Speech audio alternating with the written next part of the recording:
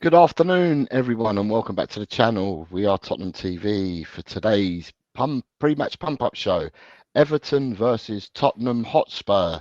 I have a panel today from all around the world. There's one person missing. They will jump on in a second. But I did ask the question in the chat, where is everyone watching from?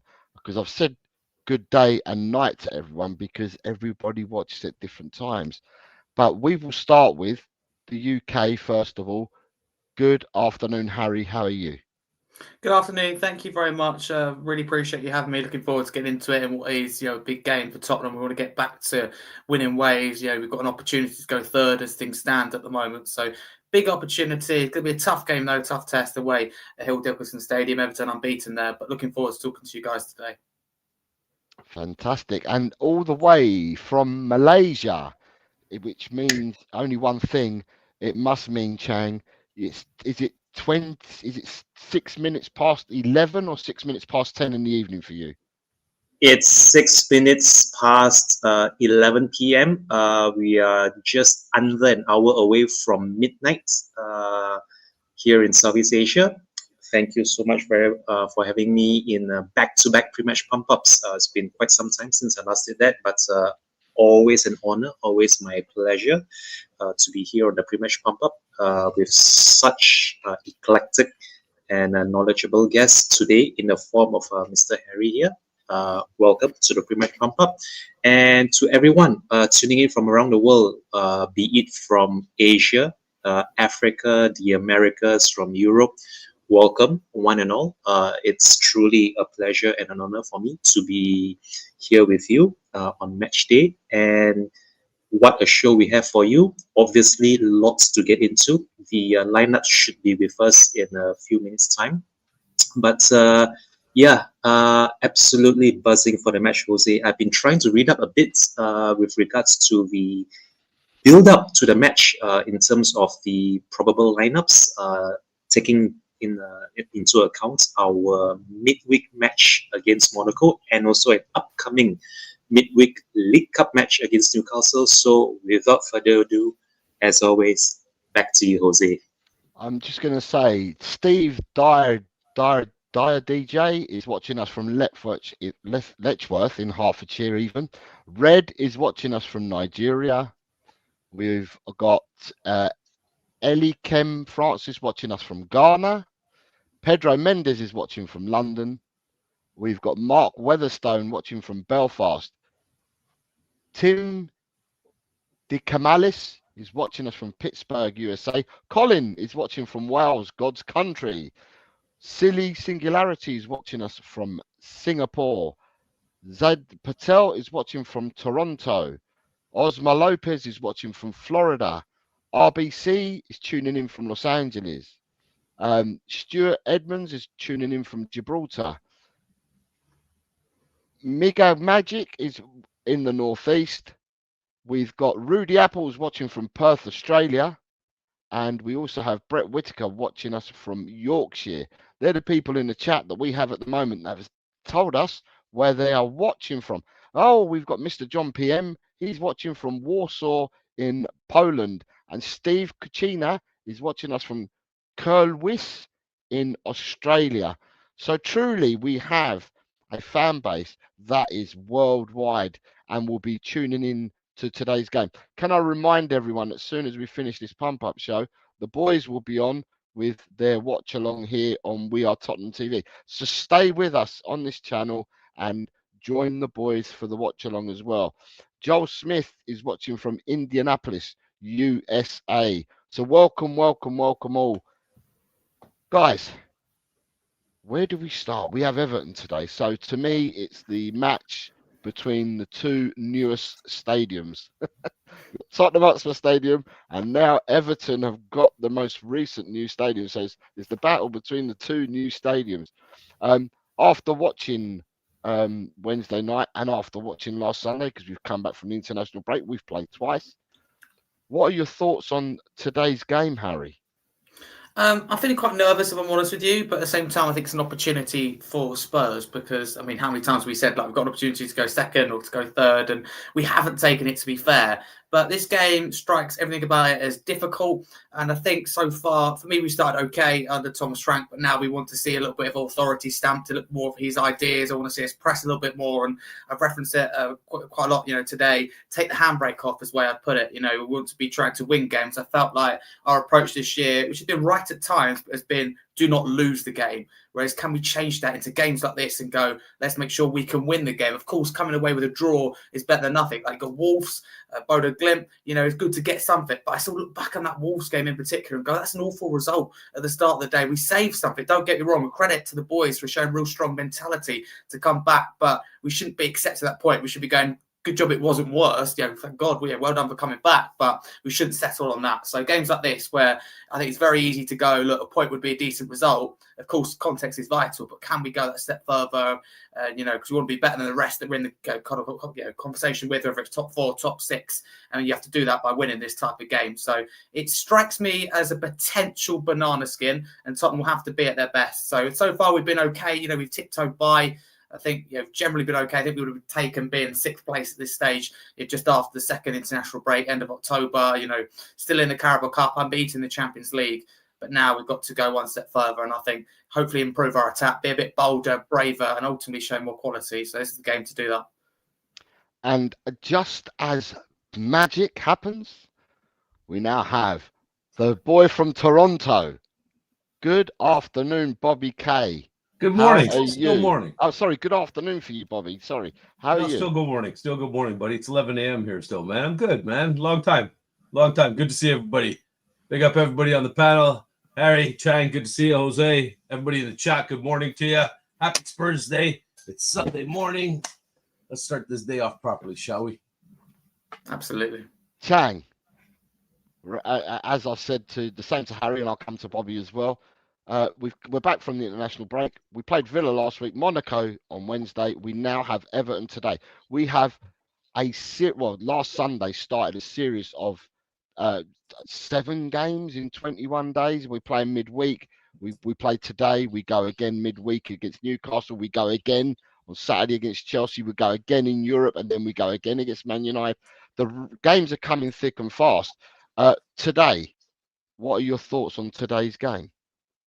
My thoughts on today's game is that we need a massive improvement from the last 2 games, be it the very disappointing defeat to Villa at home or the somewhat damage limitation exercise that the lads pulled off against Monaco in midweek.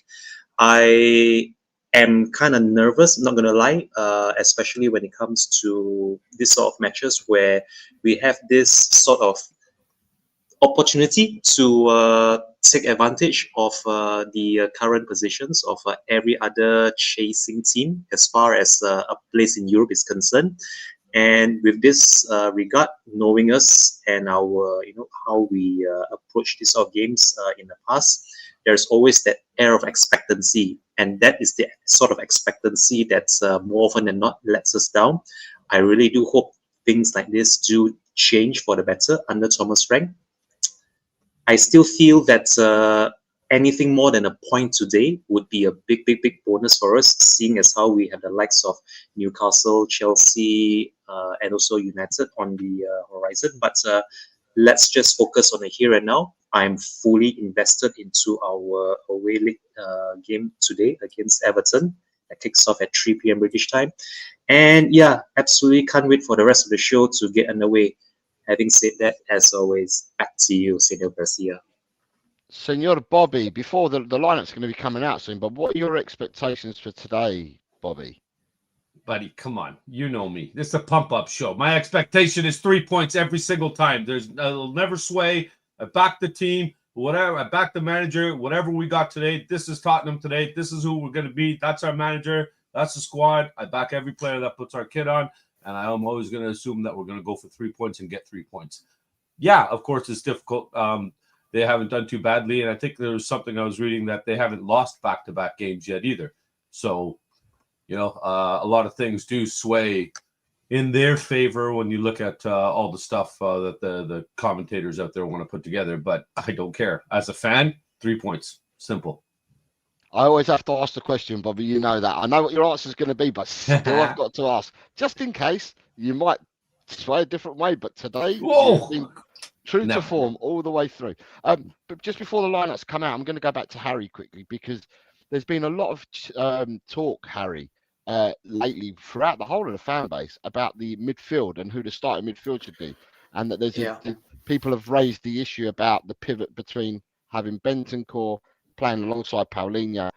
For you, do we carry on with that or do we change it up? What are your thoughts?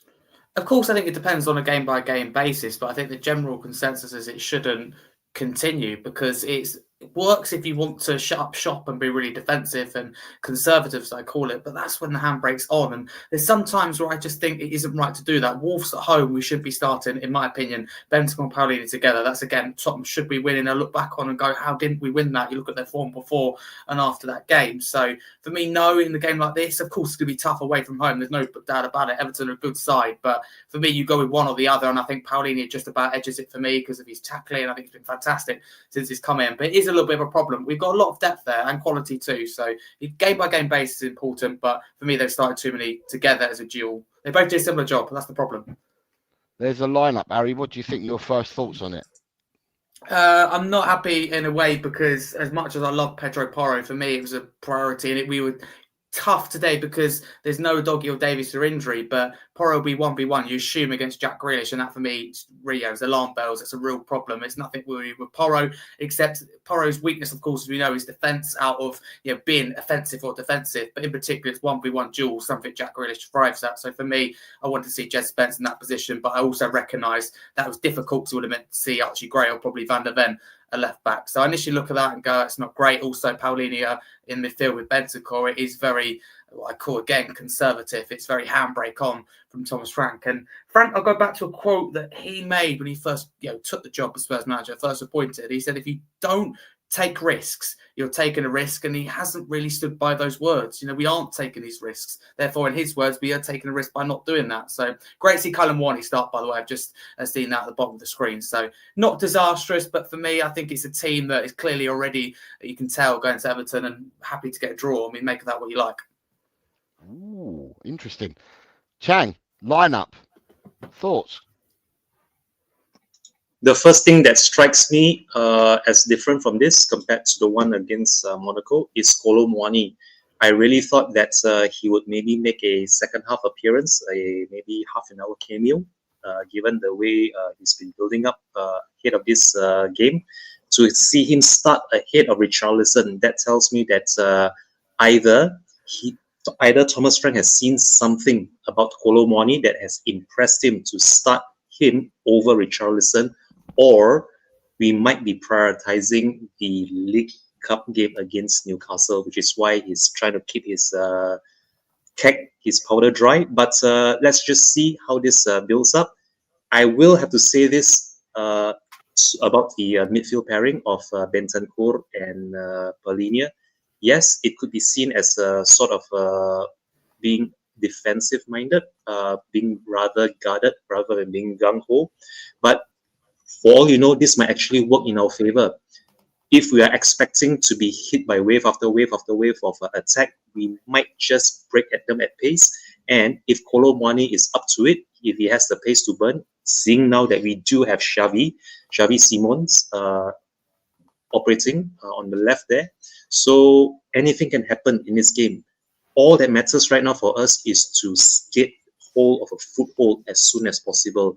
Do not wait for the opposition to come at us before we react to it, because being too reactionary, or rather in this case being on the receiving end of wave after wave of attack without having much of end product to show on our own, that could be a very, very long afternoon ahead for the team. I really expect the likes of Johnson and Xavi to grab the reins for this game, and let's see what Kudus can do. If Kudus can play his way out of that right wing, we might actually see Simons unleashed on the left. That is provided Johnson isn't a left winger. But if Xavi Simons is the number 10, which in all likelihood is going to be, then who knows? This could be the day both Xavi Simons and Kolo Muani get their very first goals in Lily White. Having said that, back to you, Senor Garcia. Senor Bobby, what do you think of the lineup? I just hope Chang is right. I want Simmons and Muani to both get their first goals. That's it. I'm done. Yeah. Any new to me? To me, it's interesting because it looks like he's going to play Johnson on the left, and it looks like it will be Kudus on the right with Xavi going down the middle. But Muani, I'm interested in Muani. I think Muani's put in two. He's shone in both the games that he's appeared in against Villa. You know, you noticed him when he came on. You actually noticed Muani. You noticed him also against Monaco on Wednesday night. And I'm happy to see Muani start. I did a show with Chang this morning on my channel, and I was inferring that I wanted Muani to start today. So we've got the Muani start. The interesting thing for me, though, looking at this team sheet now, when I look at it, is I'm drawn beneath to the substitutes, and it's like it's a crash. We've got, apart from Richarlison, we have a crash of a bench. We have Kinksky, Tell, Gray, Bergvall, Odebert, Sarr, Scarlett, Janai Byfield, and Richarlison. So yeah, quite a youthful looking bench. There will be quite a few people today that wanted to see the Bergvalls, the Sarrs. Well, that's all I was going to say, Jose, in regards to the lineup. I'm just surprised that, like the boys have already touched on, that we're still seeing the Bentancur and Paulinho pairing, because we do know that it doesn't produce much in terms of going attacking. Great defensively, but, you know, Paulinho, as far as I'm concerned, defensively, he's been absolutely fantastic. He's right back to the form he was showing at Fulham and showing why Bayern even went in for him in the first place. So I think he's got to be the guy back there. But I preferred Sarr or Bergvall over Bentancur personally. I'm actually surprised to see Johnson getting the start. I thought Odebert looked pretty decent against Monaco. I think it was one of his better games. So if you were looking at resting a player, I'm kind of shocked that it wasn't Kudus, that he would kind of give a break at the beginning of the game and maybe bring him on later on if he's needed. But this is who he's going with. This is who we're going to back, right? You know, we've seen how Johnson is on the right, but he's not that much better on the left either. But I'm a Johnson fan. You know, I have been since day one. There's something about the kid. I just like him. I always hope he does well. And of course, being a Spurs player, you always want him to do well. For me, it's just the midfield, the trio there. It's a bit questionable, but he's obviously seen something that he knows is going to work, and let's hopefully he's got it right. But again, when you go back to that whole thing here with the Muani and Johnson and Kudus, then in reality, yeah, he's like Harry already said, he said he's going to try things, he's going to be changing things up, he's going to be experimental, he's going to, you know, see what happens, what works. So let's see if this trio can get something done today. But interestingly, though, the Paulinho Bentancur, I understand it away from home, if that makes sense. we're unbeaten away from home because you want to protect your defence more. I think the questions come in for the majority of fans, and correct me if I'm wrong, majority of fans question the two of them playing together when we're at home rather than when we're away.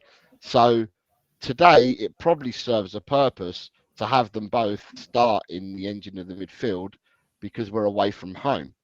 But yeah, there is a lot of people that wanted to have and wanted to see a more youthful looking midfield. Anyone want to come in on that?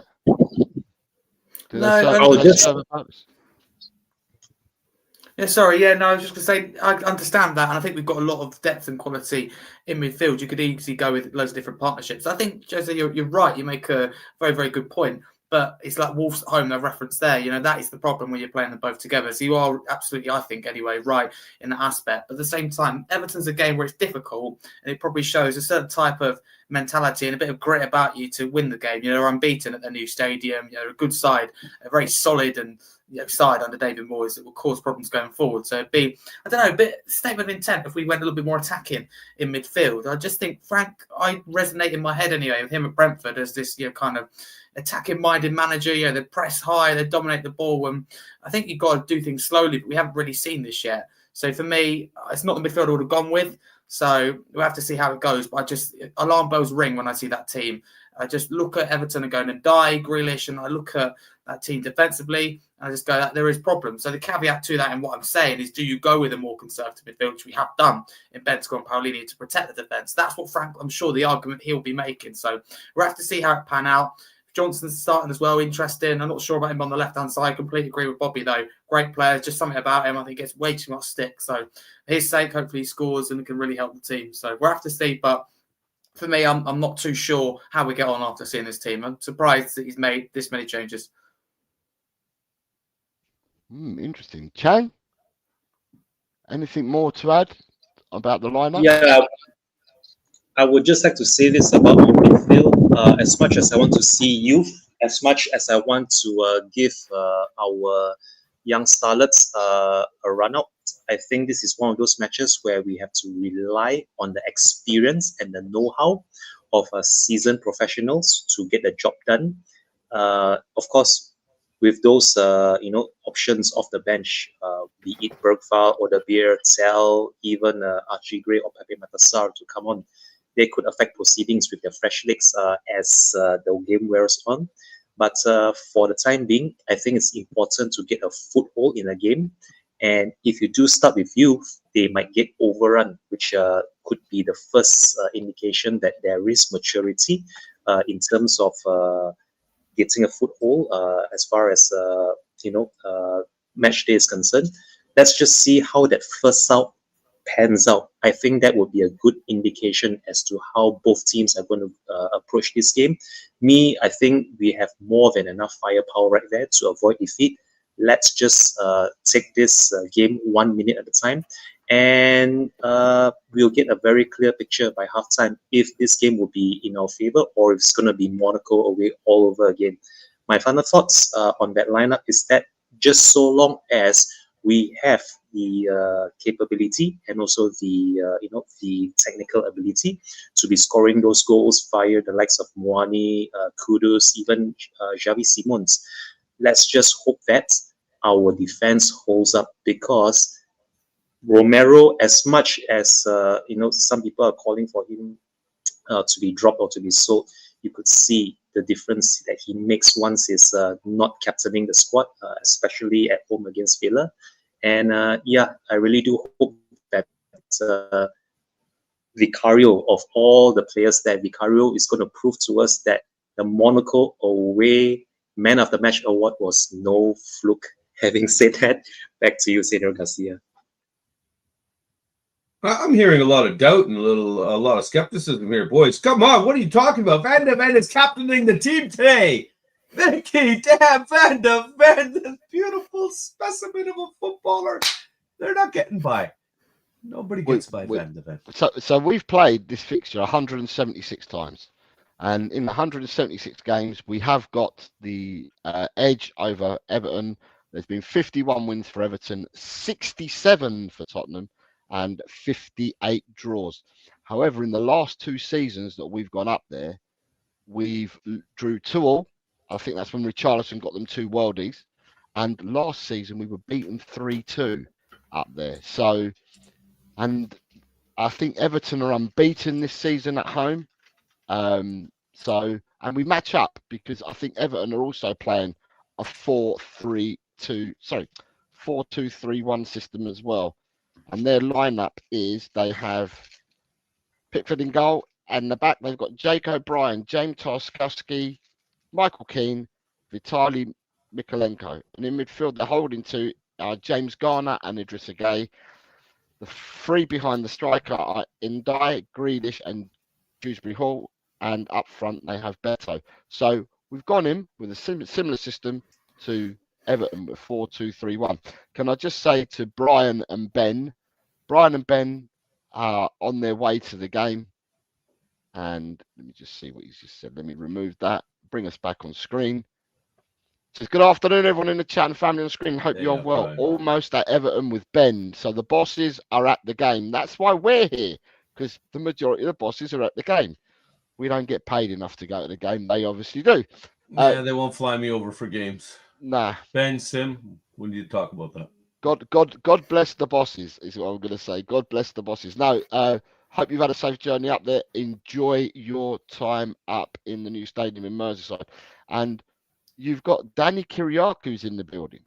He's saying hello. Handsome devil. He's saying hello to you, Bobby, and then to us. But Danny Kyriakou's in the Much love, Kyriakou's in the building. Much love to you all. Every person that actually supports this team. Much love to every single one of you. Well, we started by the show by asking everyone where was everyone watching from, and we have people watching from all corners of the world today, which is fantastic. It's fantastic to see people. Oh, I got premium seating today, buddy. You've got premium seating. Yeah. I got the whole corner of the couch set up. Right. Yeah. I'm interested in Moani starting. I really am interested in Moani starting because for me, we've seen Tell, we've seen Richie. I don't think we've seen Johnson play as a pivot at the top, but we've seen 2 others play. Where Richie started the season on fire. He had a really good game against Burnley. He played really well against PSG. We've seen Tell come in, had a really good game against Leeds. But we have, in all honesty, Moani's he's a new thing for us to see. And I think we've all been waiting for Moani to actually play, get into a Tottenham shirt with his undead leg. I'm looking forward to Moani, and I'm expecting big things from Moani. Not necessarily today, but now I think Moani's got something to prove. He's at a club that don't want him. He's been to Juve on loan. He's now come to us on loan. So he has something to prove. Is that your thoughts, Harry, that he has something to prove at our club? Without doubt, absolutely. Of course, we all know his price tag and, probably how quickly that has gone down. But I still think Moani's, you're right. He's got, as a player, he's got something to prove. And we actually have a lot of strikers at the club. But have we got the quality is a real question. But, and I'm this person that, I think you do have a, preferred 11, and Frank's spoken about that. I don't think you have a set in stone 11, but the point is you need a striker to say, look, that position's mine. I think we need that with left wing, and be interested in who that is. If you see Johnson start today, I was thinking it's leaning towards Odegaard. Doesn't mean it's not because of just one start for Johnson. So interested, of course, to see how he gets on. But on Moani, that is a very good one. For me, it's one of either ways in Moani, and a lot of people have said it, and I do feel the same. He's either going to do very well, score a lot of goals and cause a lot of problems, or it's not just going to work at all. It's not going to work. But what I've seen so far has been quite positive. What we've seen, against Monaco, he comes off the bench and it's like he's hold-up play, getting involved already. And he's not on the pitch long, but it's just something about him gets himself involved. But at the same time, I really like Dominic Solanke. I think under Thomas Frank, I actually see him thriving, to flip it slightly, because Frank's all about putting balls in the box, and Solanke will absolutely thrive from that. He did at Bournemouth, and I just think if you look at it with Solanke, Ange's football didn't really suit him. The ball's on the floor, it's not going in the box. So for me, Solanke's definitely one to watch. I think he's the one who can give real competition for Moani. I see it being those two. I like Richarlison, but the reality is, are we going to see a full season that I'm getting injured? I hope that he doesn't, but I think it's a huge possibility you've got to account for. I don't think we get as many injuries you hope as we did under Ange, but I still think he's got that risk, and he's going to go hot and cold at some point. Tell is an interesting one as well, because Frank come in and said, "Oh, I see him as a left winger," but I believe the majority of the games he started as a striker. So again, make that what you want. Has he seen something different since? Has Tell proved a point to him? Has he said something to him? But no, Moani, big opportunity for him today. I don't know how long he's got in him. Probably about an hour, maybe, if I had to guess. So it'd be really good to see. But yeah, of course, big expectation. But I want to give him time at the same time, because I think the problem with this fan base, as wonderful as everyone is that we haven't been giving players time, in my opinion. And I think that's a big reason why they struggle and eventually as well come a little bit disconnected. We saw Brennan Johnson, for example, went through that period where he struggled and deactivated his own socials because of pressure. So I think that should be a big learning lesson to give players time, let them adapt, especially in Moani's case, new league, a new country. I don't think we should be judging him after 3-4 games. I think we go into the new year and that's where we really want to see something from him. So yeah, pressure's on. Maybe not this game, but it'd be good to see him. Okay. You looking forward? I just want to see the Moani that I saw when he was in the Bundesliga under Eintracht Frankfurt. He was scoring every other game for that German outfit. I think it was something like 15 goals in 30 games. So that is a very, very good return for a forward. Of course, with PSG, especially last season, on loan with Juventus in Serie A, he had a limited amount of games. I think he only had 15 or 16 games, but he still managed to get a goal every other game, something like 7 or 8 goals in those 15 or 16 appearances. So he still is scoring every other game on loan away from PSG. If we can even get that same ratio from him from his time at Frankfurt or at Juve, a goal every other game, we could be seeing double figures from him easily, provided he starts. And I think today would be as good as any other game for him to be starting from the get-go. I really, really, really do hope that Thomas Frank knows how to manage him properly and not, put him under too much pressure to perform. And if we are going to be getting the goals, I think it's good to have options like Richarlison and even Solanke to call upon if Kolo Muani finds it tough up top. My final thoughts on Kolo Muani is that yes, it's good for him to be starting, but let's not expect him to be getting too many goals and assists now that it's just returning full fitness. Whatever happens, however he performs today, he has my full support, and let's see what he's really made up of once he gets more games under his wing. Having said that, back to you, FA. Bobby, you've obviously been the same as us. Moani's not been in the lineups. We know about him. We've not seen him yet in our colours, like properly start a game or anything like that. Are you looking forward to your expectations for Moani? I always have expectations of every player that we bring in. Naturally, you have to. What's the point of bringing him in otherwise? But in terms of him, somebody had made the comment earlier. First off, big up Steve D. I saw it there, buddy. Good to see you too as well, man. And I saw somebody's comment there earlier in regards to Moani and how well he played for France. And unfortunately, it has translated to club form for him. But with that France team, he predominantly played off that left wing. I know I was in your pump-up show last week when you were on, Adrian, you guys with Dermot and stuff. And somebody had made mention of that in the chat and actually went and just out of curiosity looked him up and watched him play a little bit on some YouTube clips there on the wing. And he's actually phenomenal cutting in. And he's almost like another Kudus coming in off that side. I'd like to see us kind of start working on that left wing position. Today, if we're insistent that we're going to have Moani up front, because Solanke is ideally our first choice striker when fit and available, if that's going to be the case, then I'd like to see Moani start getting pushed out left or somebody start owning that left wing position. Because Solanke's not available, I'd say leave Moani in the middle, right up front. I'd like to see Simons go out wide left and maybe Johnson come in and play in that center forward role behind him, because he did that at Forest and he did very well in that position. And he's really good. We know he's got that pace to make the straight runs. Taking on a player isn't his strong suit. So why not play into his strengths? Play that ball forward for him and let him run onto it. And with that pace up there, then You know, you got Johnson, Kudus, and Moani running at those defenders. Keane and Tarkowski are seasoned pros, but let's face it, their legs are going now. They're older now. They're both in their mid to late 30s, are they not? Who? Keane is late 20s, early 30s now, and Tarkowski is what? He's got to be mid 30s by now. No, Tarkowski, I think, is over 30. I'm not sure whether Michael Keane is, but I think he's approaching. I'm not sure, but I think he's approaching. But they're not known for pace, basically, regardless of their age. So that's one thing I'm respecting about the front three that Frank has gone with. There's a lot of pace there. I just like to see some players maybe swap positions, kind of thing. Maybe alternate, start confusing the defense a little bit, change things up. I'd like to see Johnson maybe drift into the middle, Siemens go out wide, maybe even flip it up. Go Johnson come into the striker role, and Moani goes out wide left, and Siemens is behind him. Let's just start doing things that confuse the defense, because you also have to look at the fact that when we have Kulusevski and Madison come back in, you got another two attacking midfielders that we have to try to accommodate. It's not like you're going to want to leave them on the bench, which means we need to start finding ownership for that left wing role. Moani and Siemens are two players that have played out there and done well. So personally, I'd like to see a little bit more development and kind of push out there and see what they could do out there, man. Regardless, I just want to see them shine wherever they are out there.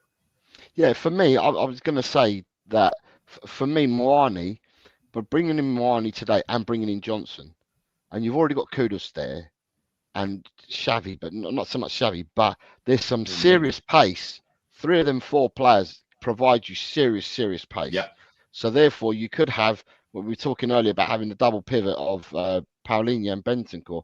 You probably need that if you've got that amount of pace going forwards. You probably need 2 to be holding there for you. What I was going to come on to, we're missing our captain today. He's again injured. He's not playing. What are you talking about? Van de Ven's captain. The club captain is Romero. Come on, right? Why do we got to be political? Today's captain is Mickey. Wow, beautiful specimen. Just for Bobby, we're missing Romero today. That's bad. And with Romero being out the side, you miss someone for their passing, someone that can break the lines, bring the ball out. We missed that. But where you take one tool out, you've got another tool in Danso, and Danso comes in, obviously a good centre half, solid, but also brings in these long throws. Now, at the Villa game, all these long throws didn't work for us because every single throw that he put into the box was eaten up by Amadou Onana. But in Everton's side today, they don't have a 6'4" Amadou Onana who's going to clear absolutely everything. So today with Danso, I feel that today that could be something that we could play off.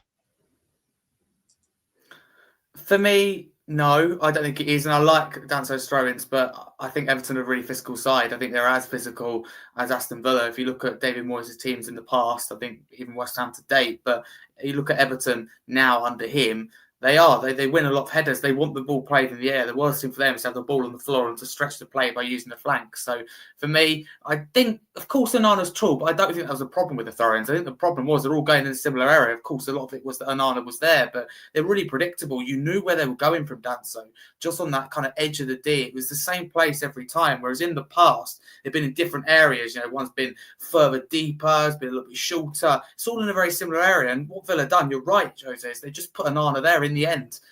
Someone else won the first head, and they just planted Onana there because they knew where the ball was going, and that was the problem. And Danso didn't mix it up. They weren't as long as usual. But no, I think the throw-ins won't be a threat in this game. I could be wrong. Everton do concede goals, and they can't keep clean sheets. That is a positive for us. But I don't think that we score personally from any kind of set piece because Everton are very strong with that. I think we score by playing our football, playing quick on the floor, using the flanks, and players like Brennan Johnson could be key, not being funny. Xavi Simons coming inside, whether it be in that 10 or left wing, I think he can find that kind of space. So we've got to win that midfield battle to win this game. It's going to be tough. We're going to have to be resilient, but I think we can do it. But I don't know if it will be throw-ins. But you put it perfectly, though. We do lose something in Romero and his progressive pass and his control of the game, his leadership. But we do have, Danso's long throw-ins. That is something to go to. And even if we don't score directly from it, it's a weapon. If we can't get past Everton, try it. Although I think they're physical and they deal with it, it's an option to have, as is whenever he plays. So you put that perfectly. I think Danso's got a lot more to offer than just his throw-ins too. I think defensively he's been pretty solid.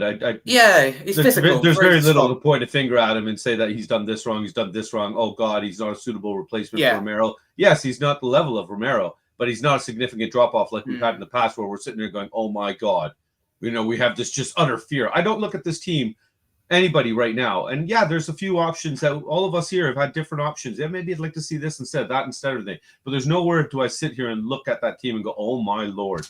Yeah. Oh my God. And I know a lot of people out there, and I know a lot of people in chat right now see Johnson, and that's the person for them. But for me, like I said, I got a soft spot for the kid. I don't know why.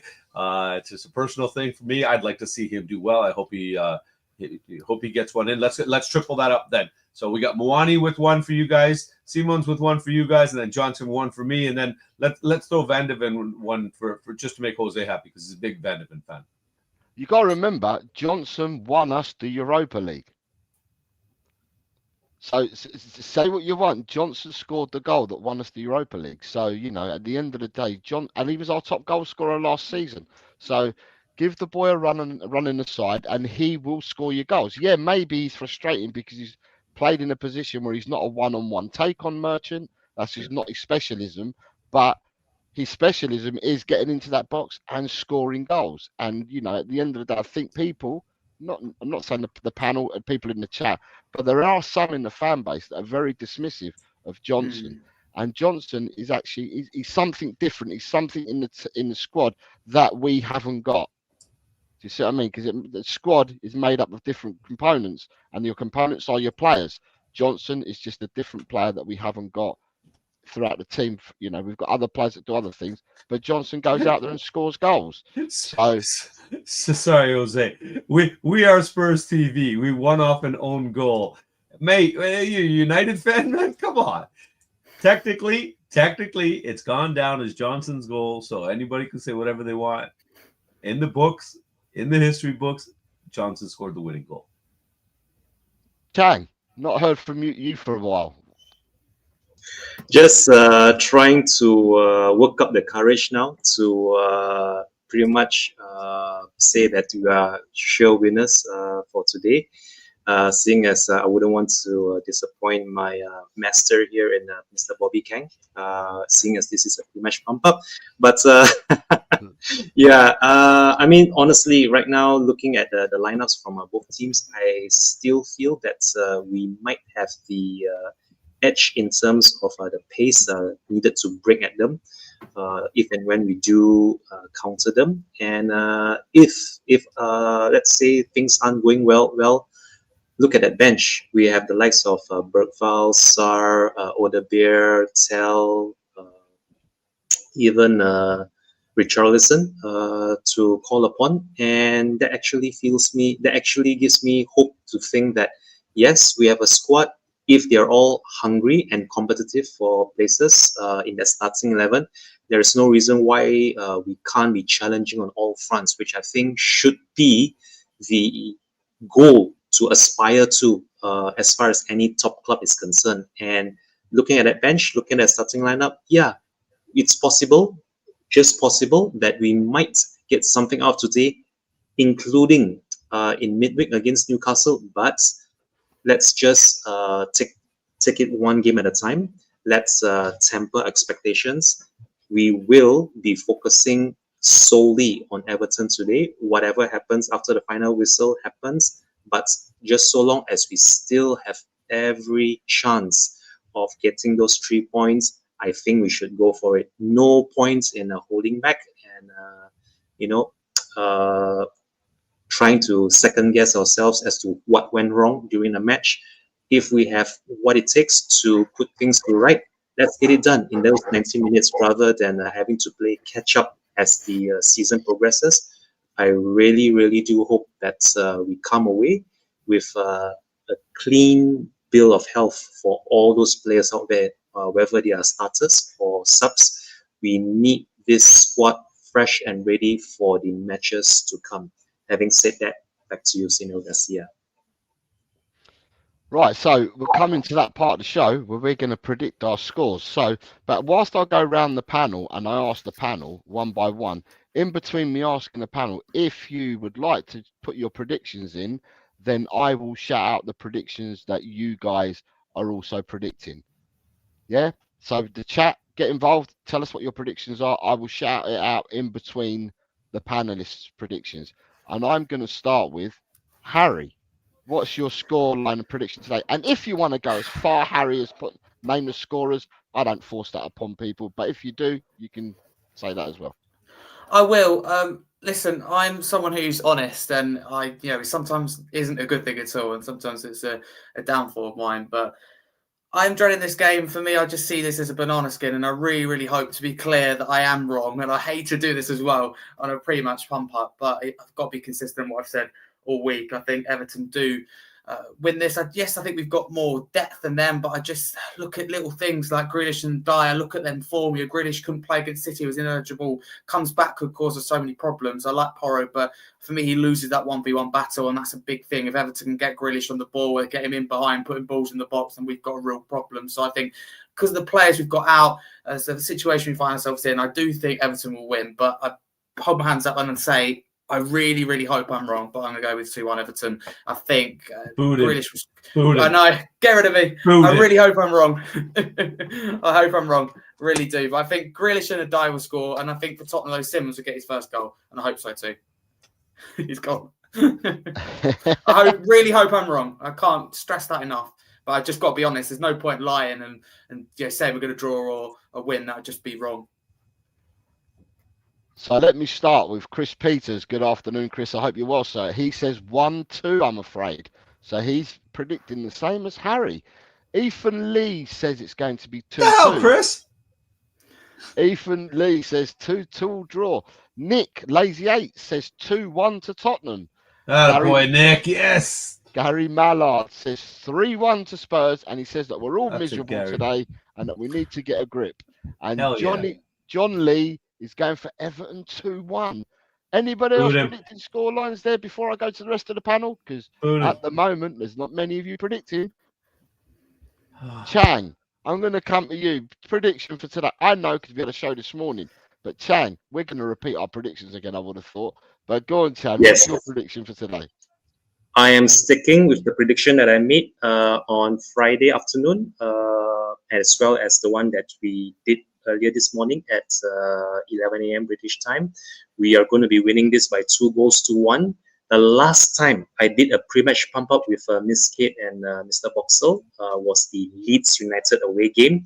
I predicted that both Tell and, if I'm not mistaken, let me see now, I think it was Kudus. Yeah, Tell and Kudus to break their ducks and get their first goals for us in this season, and lo and behold, both of them got their goals. So I am predicting, as I said this morning to you, Kolo Muani and Xavi Simons to be getting their first goals for us in Lily White. Long may that hold some truth come the final whistle. And yes, I will be fully backing us to win this game. However, I think it's still going to be a very closely fought encounter. If the scores are tied at 1 apiece by the hour mark, I honestly feel that the next goal wins the game, be it for the home team or the away team. Let's just hope it's the away team this time around. Having said that, thank you so much, Senor Garcia, for having me on the show. And yeah, we are going to be winning this game by 2-1. A clean sheet would be an even bigger bonus, especially for Vicario, who's been under fire the past couple of weeks. So let's just hope that that man of the match performance by him away at Monaco wasn't a fluke. Having said that, back to you, Senor Garcia. Sorry, I forgot to say to everyone, please, to Harry's channel, please subscribe to Harry. I'm a bad host today, and I forgot to do this. Congratulations, Harry, for being nominated for a Content Creators Award again. Thank you, man. Well done, man. You really put the work in. Good for you, man. So please, thank you so much. Please, if you've not done so already, please go and support young Harry here. There's his link, and I'll leave it there for a second because whilst Chan was giving out his sermon for the victory to Tottenham 2-1, we have had Bandito. He's come in and said Everton 0, Spurs 5. Dean Quinn has gone 0-0. Tim De Camalis has gone 2-1 for Spurs with goals from Moani and Paulinho. Jay Murray says his prediction is always 6-1 to Spurs. Steve Kachina has come in with a 3-0 to Spurs. The JS says 2-1 to Spurs. Moani to get his first goal for us. And then Oliver Bretton Lewis said 3-0 to Spurs. Redemption arc now come for Kudos and Xavi twice. And then I've also got Keen Overfied has gone in for 2-0 to Spurs. So we're starting to get a few more positive Spurs results here. Bobby, I'm going to let you go last. Let me go before you, Bobby. I'm going to let you go last because I've got a feeling that you're going to give us some scoreline. Right. To me, I predicted this on Friday in my show. Predicted it again this morning. I'm not changing my mind on this. I always, and I never back against my team. It's always a win.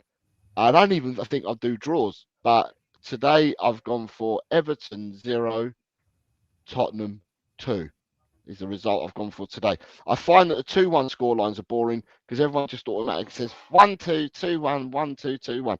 I find them boring, so I'm going for a 0-2. I'm not a person that normally shouts from the rooftops of who the goal scorers should be, but now that I've seen the lineup today, I would love to see a brace from Moani. So it's 2-0 for Tottenham for me, and it's a brace from Moani. And whilst I'm at it, I might as well plug my channel as well. If you'd like to sub to me, I'm over here.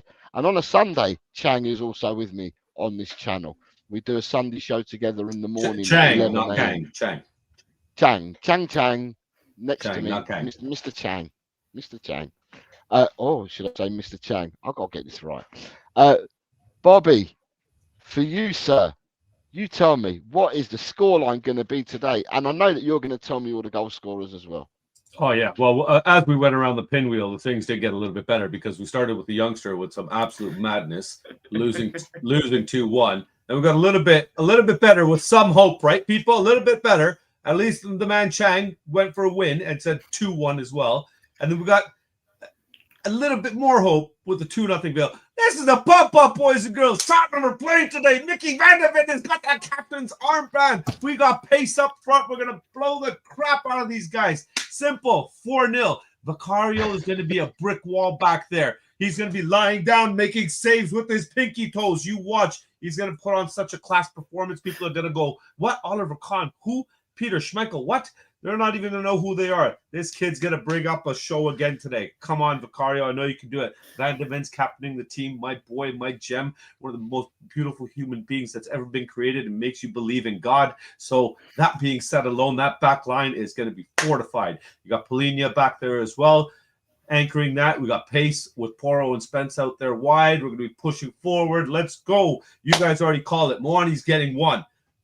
And then what else? Simons is getting that second one. And then my boy Van de Ven's getting that third one. And then everybody needs to sing for the fourth one. So it's going to be Johnson again. Ole, ole. 4-0. Simple. Done. That's how we pump up things, people. Get your Spurs kits on. Get your chips out. Get your beers out. Get your drinks out. Whatever you're doing, enjoy the game. Grab your loved ones or kick them out of the room if they talk too much during the game like I'm going to do soon. And let's just go get these 3 points today. Let's start our day proper, man. There was a reason why I put Bobby last. Because you've got Bobby or Jim on the panel, you know that they're going to steal the show and take the thunder. 4-0, ladies and gentlemen, from our very own returning Bobby K. And it's great to see Bobby K and have him back here on the show. As with singularity has gone 3-1 to Spurs. Jason Hadji has said 1-0 to Spurs and Colo to score. Darren D has also said 1-0 against the resurgent Moist team. It's going to be tough. And that, anybody else got any scores to bring in before we finish the show? If you have, I'll read them out. No, it's okay. No? Nobody else is coming in? Well, in that case, what I was going to say to people is thank you very much, everyone, for tuning in today. Please stay on because it'll be Sim, obviously, in the studio doing the watch along. Harry, thank you very much. Any last words from you before we go, Harry? No, And- apart from thank you very much for having me. It's been really good, so really appreciate it. And hopefully, Tottenham win this game. We could do with a victory. So up Spurs. Support, and here is Harry's channel again. Please go over and support Harry. Yeah, Thank you very he's a much. great young content creator. He's been nominated again. Is this the second year on the trot, Harry?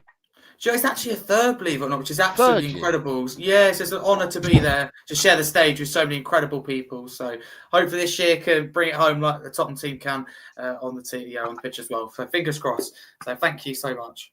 Fantastic. Harry, how old are you now? 17?